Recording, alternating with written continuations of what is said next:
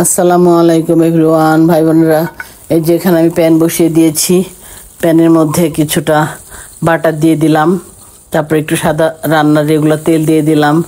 ভাই বোনেরা, তা আমি এখানে মুরগির বেস্টের মাংসটা এই যে ভালো করে একদম ক্লিন করে পরিষ্কার করে ধুয়ে ছোট ছোট টুকরা করে কেটে রেখেছি।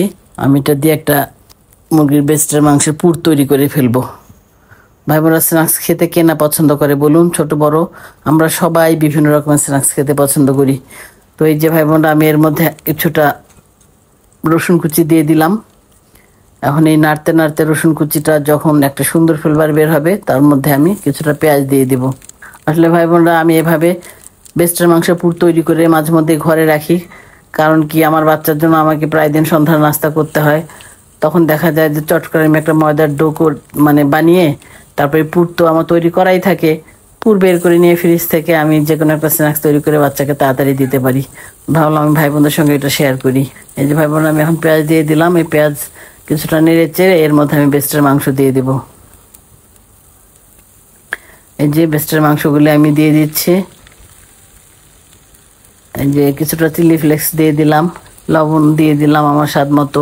আমার যেমন মাংস আমি সেভাবেই মশলা দিচ্ছি। ভাই বোন, আপনাদের যে পরিমাণ মাংস হবে আপনারা সেভাবে আপনাদের স্বাদ বুঝে দিয়ে নেবেন।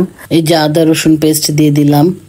তারপরে এই যে এখানে আমি এখন কিছুটা সয়া সস দিয়ে দিলাম, গোলমরিচের গুঁড়ি দিয়ে দিলাম, লবণ দিয়ে দিয়েছি।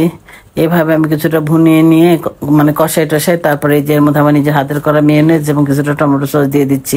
এই টমেটো সস এবং মেয়োনেজ ভাই বোনরা আমার হাতের করা। আপনারা দেখতে চাইলে আমাকে কমেন্ট করে জানাবেন, আমি আপনাদেরকে দেখাবো।